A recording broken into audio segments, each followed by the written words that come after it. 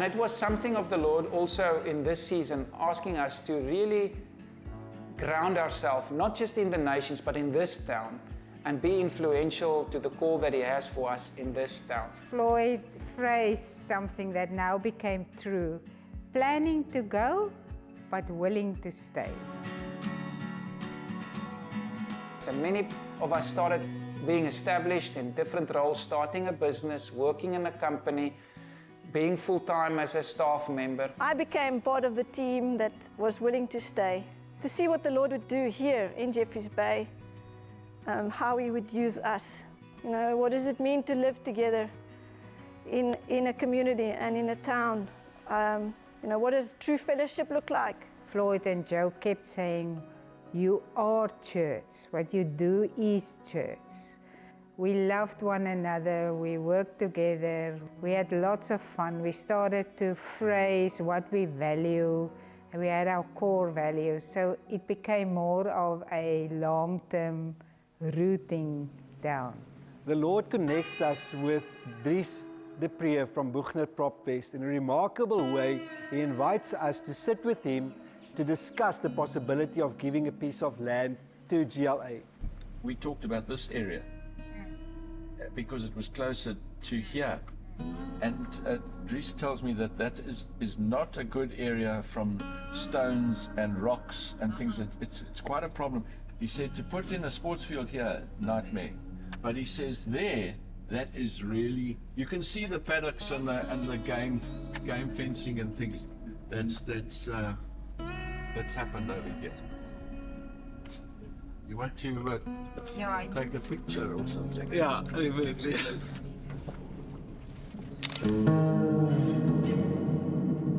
Global Challenge received 7 hectares of prime real estate donated to build the school.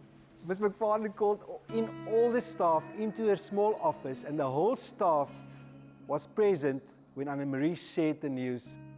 So, collega's, vriende, in my hande hou ek 5 hektaar grond.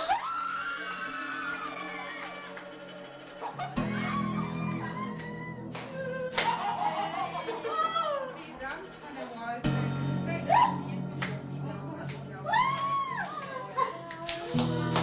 op die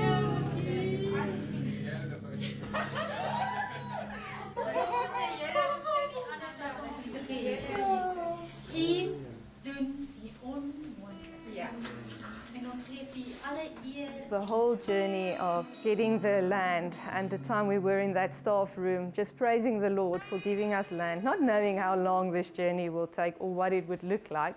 That was an incredible miracle, and that set us on a trajectory that would define us for the rest of the years to come. There was these little yellow flowers, and Johan and I were walking on the land, and I remember he said, "Lord, we have nothing. If ever there is a school or something, we'll know that you gave it, you donated it to us, because we ourselves have no money." We will know that it is the Lord, because no one of us has any money. We can look back to that September 2011, the time of the yellow flowers, when those words became a prophetic word that the Lord was good to us over these years. With Anne-Marie being a visionary going on holiday, you know, she's always going to come back with some idea. And she saw this log home in Wilderness, not far from us, and decided to send 4 of us down to Wilderness for a crash course in how to build a Canadian butt and pass log home. And one beautiful morning, truckloads of these logs came driving into this land. And we realized these logs still have the bark on them. And so for the next month, every person who had a moment to spare would come to the site and with a sledgehammer hit the bark off those logs. And within a year or so, this building rose from the ground as the first building, actually the site office for what the Lord has planned for us. So this building became not only the site office, but it was a church, it was classrooms, it's doubled up as many different spaces over the years. And other new things started to develop, like a primary school, which is called Oak Ridge, and a preschool, Treetops. Anita started a kindergarten called Treetops that's flourishing. And we saw many of our children then ultimately became the preparatory place for our children to grow out of. My third child was born, Ian. He was born with a medical condition, and we nearly lost him a few times. And when it was time for him to go to school, I realized I can't put him in any school. I need to put him in a school that people will look after him. So we started Treetops, which is the pre-primary, ages 2 to 6.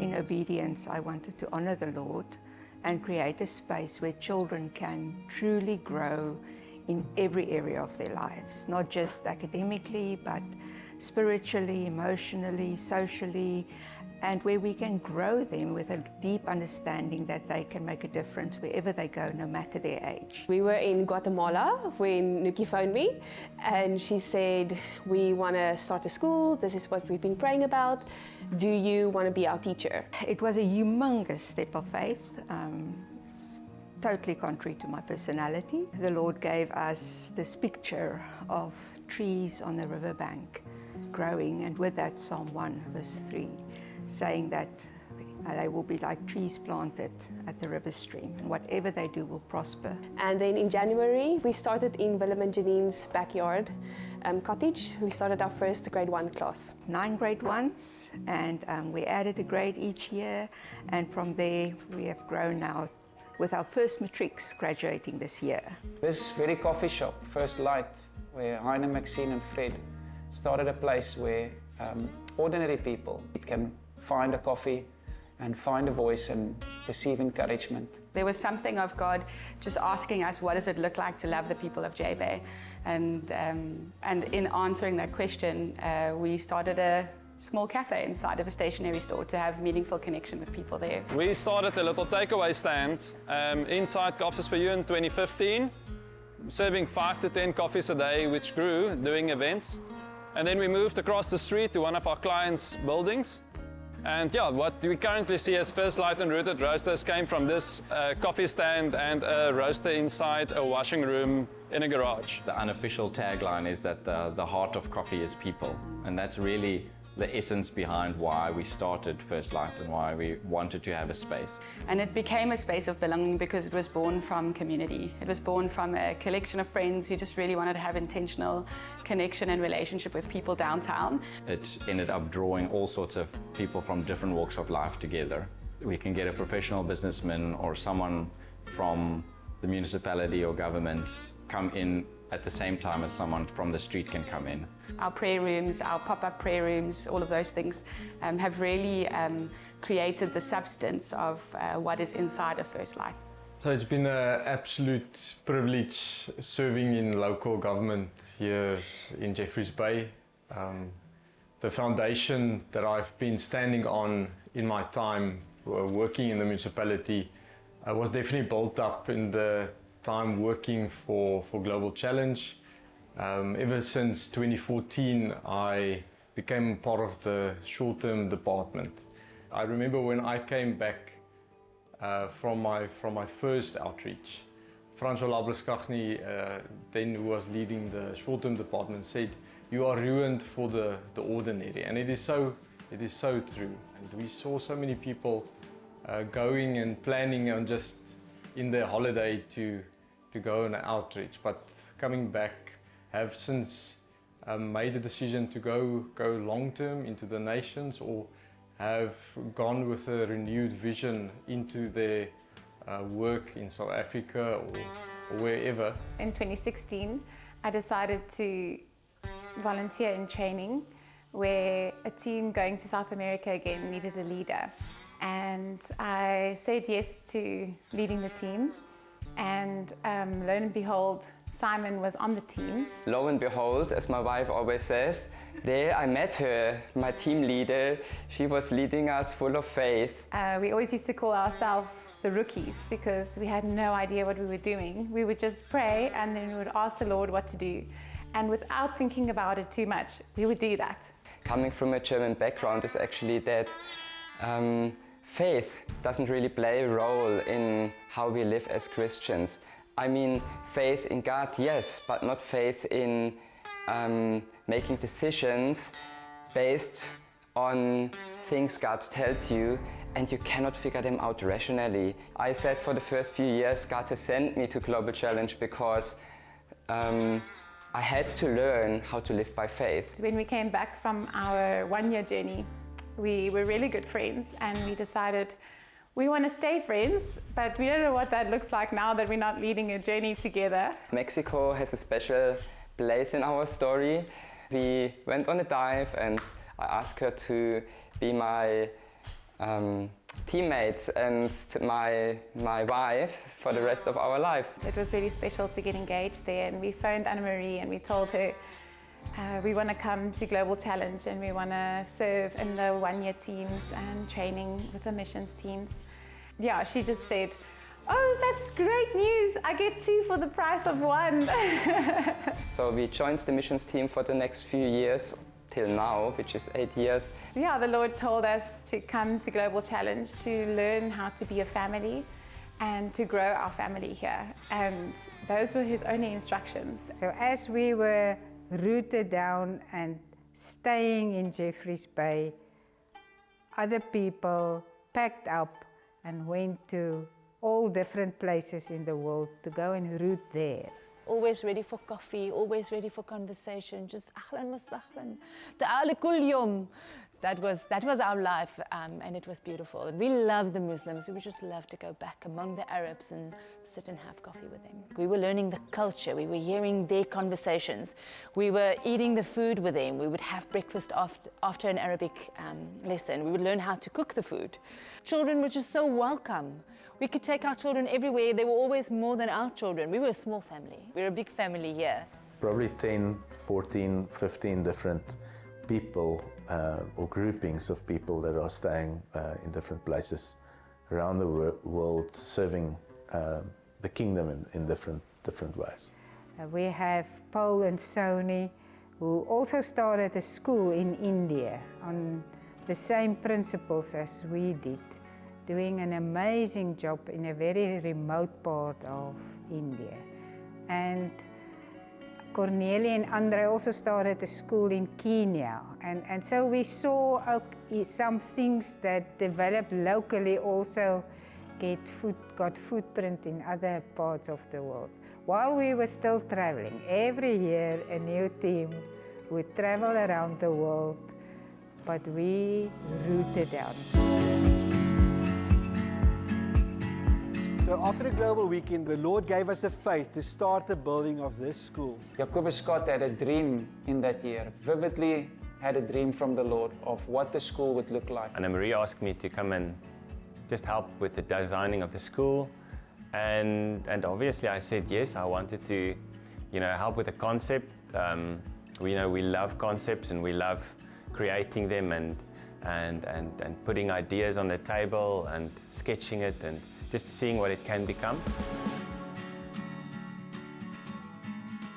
Driving up to Langkloof Bricks to inquire about the cost of bricks, the Holy Spirit really convinced us to ask for these bricks.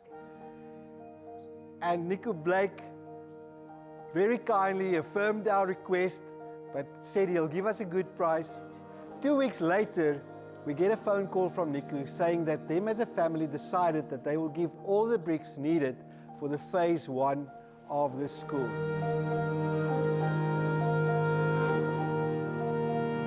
Another story is when we needed to lay the floors, you needed aggregate underneath these floors, and a local dealership was constructing their new dealership at that time. And the same contractor was the one that was laying our foundations. And so Philip phoned, he said, listen, there's a big mistake made by the engineer. I've got tons of aggregate that I have to get rid of. won't you consider taking it? And we said yes on that phone call. That same afternoon, truckloads of aggregate started coming in and being dropped off.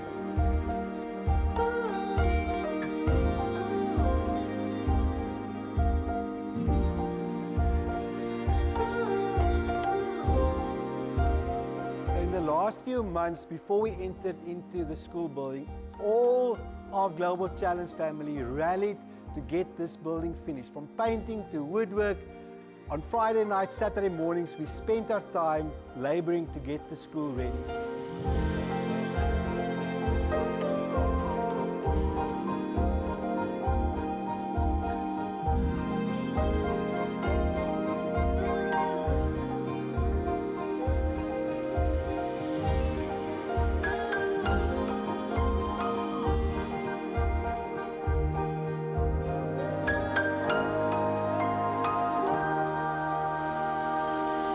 If you're going to do something faith-filled and risky, you're going to need those around you, those on the ground, and you're also going to need support. And we've had those that contribute 5 Rand and 10 Rand, and the Lord measures that, like the lady in the Bible who gave what she had. And we've also had families like the Laubens in Germany that's been great supporters over the years. The Madigan Foundation has walked the path with Anna-Marie from the start, and more than just financial support, they've been true friends, soundboards, and exposing us to things like praxis that still feed into the dough that is the culture of Global Challenge, and will continue to form what will happen in the next 10 or 20 or 50 years from now. And the beautiful thing was, on 29 August, we were able to enter this building with a group of students for the very first time. We walked in all the way to the gathering area, and there Anna-Marie led us to commit this building and the campus to what the Lord has in store for the future.